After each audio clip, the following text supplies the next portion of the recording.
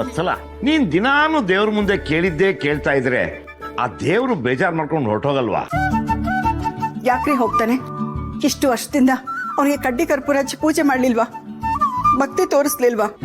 ನಮ್ಮಿಬ್ರು ಹೆಣ್ಮಕ್ಳಿಗೆ ಮದ್ವೆ ಮಾಡಿ ನನಗ್ ಮುಕ್ತಿ ಸಿಗ್ಬೇಕು ಅಷ್ಟೇ. ಅದು ಸಿಗೋವರೆಗೂ ನಾನು ಅವನನ್ನ ಬಿಡಲ್ಲ. ಅಯ್ಯ ಅದ್ಗೆ ದುಡ್ಮೆ ಮಾಡಕ್ ಹೋಗೋ ಗಂಡನ ನಗ್ನಗ್ತಾ ಕಳಿಸ್ಕೊಡ್ಬೇಕು.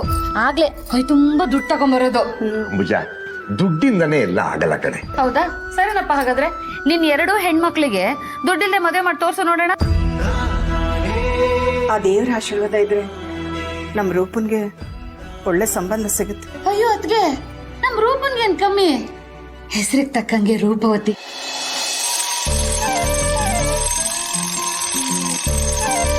ಅಣ್ಣ ಒಂದ್ಸಲ ನೋಡಿದ್ರೆ ಸಾಕು, ಹಾಗೆ ಕಣ್ ಮುಚ್ಕೊಂಡು ಹಂಗೆ ತಾಳಿ ಕಟ್ಬಿಡ್ತಾರೆ.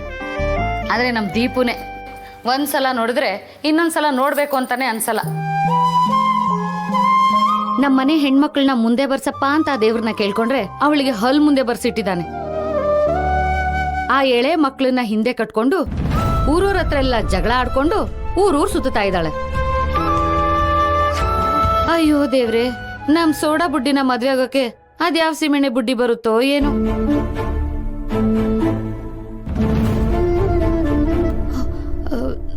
ನೀವಿನ್ನು ಫೋನ್ ಕಟ್ ಮಾಡ್ಲಿಲ್ವಾ? ಈ ಸಲ ದುಬೈಯಿಂದ ಬರ್ತಾ ದೀಪುಗೆ ಹೊಸ ಹಲ್ಕಿ ತಗೊಂಡ್ಬನ್ನಿ. ಅಂಬುಜ ಹೇಳಿದ ಮಾತಿಂದ ನಿನಗ್ ಬೇಜಾರಾಯ್ತಕ್ಕಂದ? ಬೇಜಾರ್ ಮಾಡ್ಕೋಬೇಡ. ನಿನ್ಗೂ ಒಂದ್ ಒಳ್ಳೆ ಗಂಡು ನೋಡಿ ಮದ್ವೆ. ಪೊಲೀಸಪ್ಪ ತಲೆನೇ ಕೆಡ್ಸ್ಕೋಬೇಡ. ಯಾಕೆ ಹೇಳು? ಹಲ್ಲ ಕ್ಲಿಪ್ಪು, ಕಣ್ಣಿಗೆ ಸೋಡಾ. ಅತ್ತೆ ಹೇಳಿದ್ರಲ್ಲಿ ತಪ್ಪೇನಿದೆ? ಅದನ್ನು ಬಿಡು, ಮದ್ವೆನೇ ಆಗಲ್ಲ. ಆಮೇಲೆ ನಂಗೆ ಚೆನ್ನಾಗಿ ದುಡಿಬೇಕು. ದುಡ್ದು ಅಕ್ಕನ್ ಮದ್ವೆ ಮಾಡಿಸ್ಬೇಕು. ಜೊತೆಗೆ ನಿಮ್ಮಿಬ್ರನ್ನ ಚೆನ್ನಾಗಿ ನೋಡ್ಕೋಬೇಕು. ಪೊಲೀಸಪ್ಪ, ನೀ ರಿಟೈರ್ ಆಗೋ ಮುಂಚೆ ನಿಂಗ್ ಒಂದ್ ಕಾರ್ ಕೊಡ್ಸ್ಬೇಕು. ಒಂದ್ಸಲ ಟೇಲರಿಂಗ್ ಶಾಪ್ ಅಂತ ದೊಡ್ಡದಾಗ ಒಂದ್ ಅಂಗಡಿ ತೆಗಿಬೇಕು. ಇಷ್ಟೆಲ್ಲ ಜವಾಬ್ದಾರಿ ಇರೋ ನನ್ಗೆ ಮದ್ವೆ ಗಿದ್ವೆ ಎಲ್ಲ ಬೇಡ. ನಾನು ನಿಮ್ಮಿಬ್ರನ್ ಬಿಟ್ಟು ಎಲ್ಲಿಗೂ ಹೋಗ್ತಿಲ್ಲ. ದೀಪು, ನಿನ್ ಗುಣ ನೋಡಿದ್ಮೇಲೆ ಅನ್ಸುತ್ತೆ ಅಂಧ ಅನ್ನೋದು ಮುಖಕ್ಕೆ ಸಂಬಂಧಪಟ್ಟಿದ್ದಲ್ಲ, ಮನ್ಸಕ್ ಸಂಬಂಧಪಟ್ಟಿದ್ದು ಅಂತ. ಹಾಗೆ ಮನ್ಸಿಂದ ನೋಡಿದ್ರೆ ನಮ್ ದೀಪನೇ ಸುಂದ್ರಿ ರೀ. ಸಾಕು ಸಾಕು, ಮುದ್ ಮಾಡಿ ಮಾಡಿ ಮೆರೆಸ್ಬೇಡಿ. ಅಮ್ಮ, ಚೀಟಿಗೆ ದುಡ್ಡು ಕೇಳಿದ್ದೆ ಅಲ್ವಾ? ತಗೋ. ಪೊಲೀಸಪ್ಪ, ಇದ್ ನಿನ್ಗೆ. ನನ್ಗೆ ಯಾಕಮ್ಮ ದುಡ್ಡು? ಬರೋ ಸಂಬಳ ಎಲ್ಲ ಮನೆಗ್ ಖರ್ಚು ಮಾಡಿ ಆ ಕಾಕ ಹೋಟೆಲ್ ಅಲ್ಲಿ ಕುಡಿತಿದ್ದ ಬೈಟು ಕಾಫಿಗೂ ಬ್ರೇಕ್ ಹಾಕಿದೆ ಅಂತ ಗೊತ್ತಾಯ್ತು. ತಗೋ. ಪೊಲೀಸಪ್ಪ, ದೀಪು, ಪೊಲೀಸಪ್ಪ ಇಟ್ಕೋ. ಕಿರಿ ಮಗಳು ನೀನು, ಆದ್ರೂ ಹಿರಿ ಮಗಳಿಗಿರೋ ಜವಾಬ್ದಾರಿ ನಿನಗಿದೆ. ನಿಮ್ಮ ಹಿರಿ ಮಗಳು ಬಿಡ್ರಿ, 8-9 ಗಂಟೆ ಆದ್ರೂ ಇನ್ನೂ ಮಲ್ಕೊಂಡಿದ್ದಾಳೆ. ಅಲ್ಲ ರೀ, ಇವತ್ತು ದೇವಸ್ಥಾನದಲ್ಲಿ ಅವಳಿಗೋಸ್ಕರ ಪೂಜೆ ಇಡಿಸ್ಕೊಂಡಿದ್ದೀನಿ. ಒಳ್ಳೆ ಮುಹೂರ್ತ ಇದೆಮ್ಮ, ಬೆಳಿಗ್ಗೆ ಬೇಗ ಎದ್ದೇಳು ಅಂದ್ರೆ ಇನ್ನೂ ಮಲ್ಕೊಂಡಿದ್ದಾಳೆ. ಅಮ್ಮ ಬಿಡಮ್ಮ, ಅಕ್ಕ ತಾನೆ ಕಣ್ ತುಂಬಾ ನಿದ್ದೆ ಮಾಡ್ಲಿ. ಅವಾಗ್ಲಿ ತಾನೆ ಅವಳು ಇಡೀ ದಿನ ಫ್ರೆಶ್ ಆಗಿರೋದು. ಹೋಗಿ ಎಪ್ಸೆ ಸಾಕು. ಆಯ್ತಾಯ್ತಾಯ್ತಾಯ್ತು. ನೀ ಚಿಟ್ಕಿ ಹೊಡಿಯೋಷ್ಟಕ್ಕೆ ನಾನು ಅಕ್ಕನ ಲಕ್ಲಕ ಅಂತ ರೆಡಿ ಮಾಡಿ ಕರ್ಕೊಂಡ್ ಬರ್ತೀನಿ, ಆಯ್ತಾ? ಅದಕ್ಕೆ ನಂಗೊಂದು doubt. Every year same date 11/20ಗೆ ನೀವು ಪೂಜೆ ಮಾಡ್ತಿರಲ್ಲ, ಏನಾದ್ರು ಸ್ಪೆಷಲ್ ಇದೆಯಾ?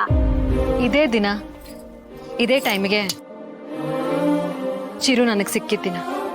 ಮೊದಲು ದೇವ್ರ ಪೂಜೆ ಮಾಡ್ಬೋದಲ್ವಾ? ಅಷ್ಟಲ್ಲಿ ಚಿರು ಬರ್ತಾನೆ ಏನೋ. ನನ್ನ ಮಗ ಚಿರು ಯಾವತ್ತಾದ್ರೂ ಇವತ್ತಿನ ದಿನ ಟೈಮ್ ತಪ್ಪಿದಾನ? ಚಿರುಗೆ ಆರತಿ ಆದ್ಮೇಲೆನೆ ಇವತ್ತು ದೇವ್ರ ಪೂಜೆ.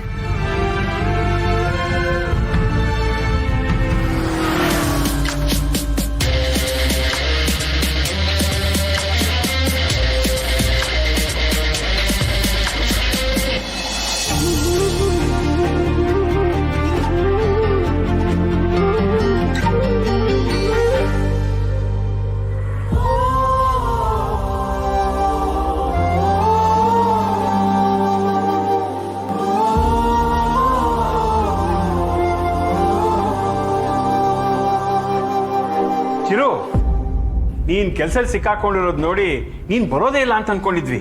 ಆದ್ರೆ ನಿಮ್ಮ ಅತ್ತಿಗೆ ಈ ಆರತಿ ಶುರುವಾಗೋದ್ರೊಳಗೆ ನೀ ಬಂದೇ ಬರ್ತೀಯ ಅಂತ ಕಾನ್ಫಿಡೆಂಟ್ ಆಗಿದ್ಲು. ಇವತ್ತು ನನ್ನ ಜೀವನದಲ್ಲಿ ತುಂಬಾ ಮುಖ್ಯವಾದ ದಿನ. ಆ ದೇವ್ರು ಚಿರು ಅನ್ನೋ ಮುದ್ದು ಮಗುನ ನನಗೆ ಉಡುಗೊರೆಯಾಗಿ ಕೊಟ್ಟಿದ್ದೀನಿ. ನನ್ನ ಮಗ ಚಿರು ನಾನ್ ಹಾಕಿದ ಗೆರೆನ ಯಾವತ್ತೂ ದಾಟಿಲ್ಲ, ಕೊಟ್ಟ ಮಾತನ್ನ ಮಿಸ್ ಮಾಡಿಲ್ಲ.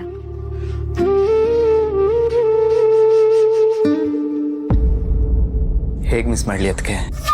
ತಾಯಿನ ಕಳ್ಕೊಂಡು ಅನಾಥವಾಗಿದ್ದು ನನಗೆ ಮತ್ತೆ ತಾಯಿ ಸಿಕ್ಕ ದಿನ ಇವತ್ತು.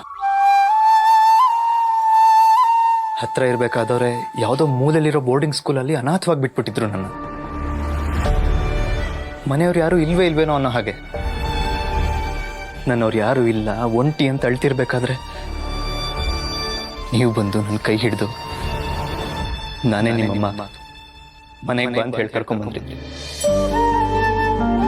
ನೀವು ಅವತ್ತು ನನ್ನ ಕೈ ಹಿಡಿದು ಕರ್ಕೊಂಬಂದಿರ್ಲಿಲ್ಲ ಅಂದರೆ ನಾನು ಇವತ್ತು ಹೀಗಿರಕ್ಕಾಗ್ತಿರ್ಲಿಲ್ಲ. ಅದಕ್ಕೆ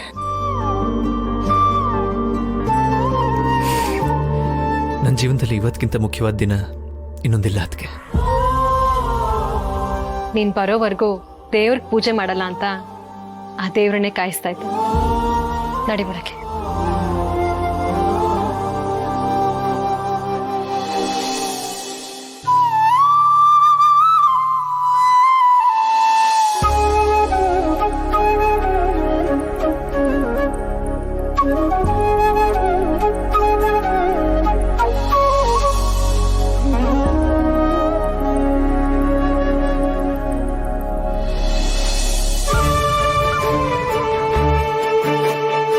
this is so beautiful. Chiru, ನನ್ನ ಹತ್ರ ಈ ಕಲರ್ ಈ ಪ್ಯಾಟರ್ನ್ ಸ್ಯಾರಿ ಇಲ್ಲ ಅಂತ ನಿನಗೆ ಹೇಗೆ ಗೊತ್ತಿತ್ತು? ಅಮ್ಮಂಗೆ ಏನಿಷ್ಟ ಅಂತ ಮಗಂಗೆ ಗೊತ್ತಾಗಲ್ವಾ?